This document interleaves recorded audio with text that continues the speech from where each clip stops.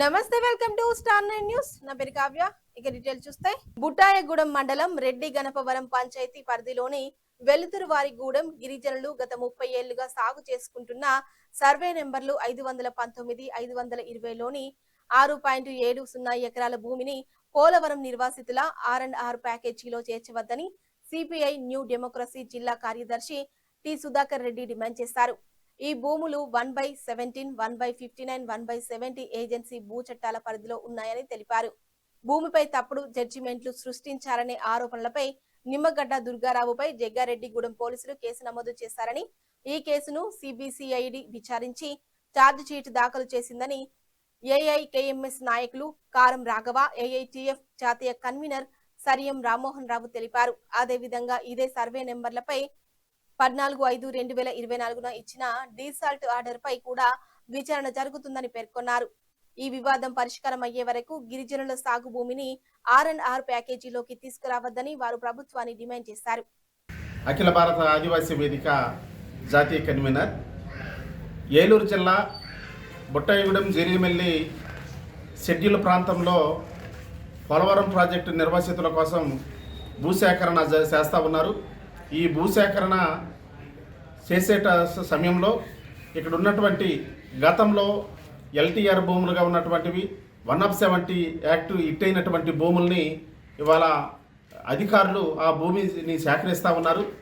గతంలో 25-30 సంవత్సరాలుగా ట్రైబ్స్ ఆ సాగులో ఉన్నప్పటికీ కూడా వాళ్ళకి తెలియకుండా అధికారులు తప్పుడు పత్రాలు సృష్టించి ఓవరాల్గా ఆ భూముల్ని ప్యాకేజీలో పెట్టి తీసుకొని ఇవాళ ప్రభుత్వం ఖజానాని ఇవాళ రైతులకి డబ్బు కట్టబెడుతున్నటువంటి పరిస్థితి నేడు ఉంది. దీని కారణంగా ఈ ఏదైతే జీలిమెల్లి, బుట్టాయగూడెం, ఇటు పోలవరం మండలాల్లో ఉన్నటువంటి ఆదివాసీ ఇల్లుగా సాగులో ఉన్నటువంటి భూముల్ని వాళ్ళకి తెలియకుండా సేకరించడం ఒకటైతే, ఆ సేకరించినటువంటి భూమి అది నాన్ ట్రైబ్స్ తరఫున తప్పుడు పత్రం సృష్టించి వాళ్ళకి ఆర్థికంగా సహకరిస్తున్నటువంటి రెవెన్యూ అధికారులు, అలాగే భూసేకరణ అధికారులు కూడా నాన్ ట్రైబ్స్కి సహకరిస్తూ ఉన్నారు. దీని మీద సమగ్ర విచారణ చేయాలి. అలాగే ఎక్కడైనా తప్పుడు పత్రాలు సృష్టించి ఇట్లా సాగు చేస్తున్నటువంటి భూసేకరణ చేస్తున్నటువంటి వాటిలన్నింటి మీద కూడా సిబిసిఐడి ద్వారా ఎంక్వైరీ చేసి వీటి మీద కఠినమైనటువంటి చర్యలు తీసుకోవాలని మేము ప్రభుత్వాన్ని డిమాండ్ చేస్తా ఉన్నాం. నిమ్మగడ్డ దుర్గారావు సంబంధించినటువంటి ల్యాండు ఇది 1/70కి హిట్ అయింది. దీనికి సంబంధించి మా సంఘం నాయకత్వాన 95 ఆ ప్రాంతం నుంచే, అంటే సుమారు 10 సంవత్సరాల నుంచి మా వాళ్ళు వ్యవసాయం చేస్తున్నారు దాంట్లో. అయితే వ్యవసాయం చేసే సమయంలో ఇటీవలి కాలంలో మొన్న ఈ విషయం వాళ్ళు ప్యాకేజీకి పెడుతున్నారని తెలిసిన తర్వాత అదేంటి అట్లా ఇది చేస్తున్నారని చెప్పి మనం రెవెన్యూ ఆఫీస్ అంటే రెవెన్యూ వాళ్ళకి చెప్పడం ద్వారా వాళ్ళు మొత్తం ఎంక్వైరీ చేశారు. మొత్తం ఎంక్వైరీ చేసిన తర్వాత ఈ గిరిజనులే ఈ భూమిలో ఉన్నారనేటటువంటిది వాళ్ళు చేసిన ఎంక్వైరీలో ఇది వచ్చిన తర్వాత దాంతో ఎంఆర్ఓ గారు అంటే ఇది వచ్చిన తర్వాత అవన్నీ ఎంక్వైరీ చేసి మనకు ఎండార్స్మెంటు ఇచ్చారు. అంటే ఈ భూమిలో వీళ్ళే ఉన్నారు, పూర్వం నుంచి వీళ్ళే సాగు చేస్తున్నారు అని చెప్పారు. చెప్పిన తర్వాత దాన్ని మెలికే ఈ దుర్గారావు తరఫున, మరి ఇది ఏం జరిగిందో మనకు తెలియదు కానీ దుర్గారావు తరఫున ఈ ఇప్పుడు ఉన్నటువంటి ఎస్టీసీ ఏం చేశాడంటే ఆ భూమి అంటే మొన్న 2024లో ఒక జడ్జిమెంట్ తెచ్చి ఆయన నాకే ఉందని చెప్పి ఆయన చూపించిన తర్వాత దాని మీద ఆధారపడి ఈ ఎస్డిసి ఏం చేశాడంటే ఆయనకే ఇది వర్తిస్తుందని చెప్పి, ఈ ల్యాండ్ ఆయనకే వర్తిస్తుందని చెప్పి చెప్పాడు.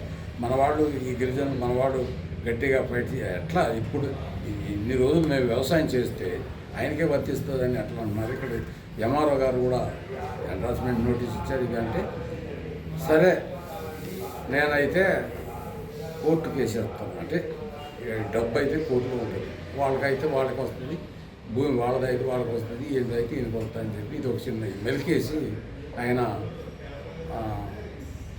చేతులు దుప్పుకున్నాడు. అంటే ఇట్లా గిరిజనుల భూముల్ని ఎప్పటికీ ఎక్కడ ఎలా చేస్తున్నా ఎక్కడ విన్నా కూడా గిరిజనుల భూముల్ని ఈ రకంగా మైమార్పించి ఇప్పుడు ఇది చేస్తూ ఉన్నారు. మరీ జనరల్గా ఈ కూటమి గవర్నమెంట్ వచ్చినప్పుడు, తెలుగుదేశం గవర్నమెంట్ వచ్చినప్పుడు ఇలాంటి సంఘటనలు బాగా జరుగుతున్నాయి. ఎందుకనంటే అవి దాగి ఉన్నటువంటి అంశాలను బయట తీయటంను వాటికి ఏదో ఒకటి సృష్టించి ఇచ్చేస్తున్నారు. నేను నిన్నగా మొన్నే పేపర్ చూస్తే దాంట్లో ఏముందంటే 170 యాక్ట్ ఏరియాలో, ఈ షెడ్యూల్ ఏరియాలో ఒక గిరిజనుడు తప్ప ఇతరులకు ఎవరికి చెల్లదు, గిరిజనుల ఇతరులకి సెలవు భూములు అని చెప్తూ ఆ చట్టం గురించి చెప్తూ ఇది సుప్రీంకోర్టులో కూడా ఉంది కాబట్టి తెలంగాణ గవర్నమెంట్ సుప్రీంకోర్టులో అఫిడవిట్ చేసి దానికి విరుద్ధంగా, అంటే కొంతమంది రైతులు సుమారు ఒక 100 మందికి పైన ఉన్నటువంటి రైతులు ఈ సుప్రీంకోర్టు యొక్క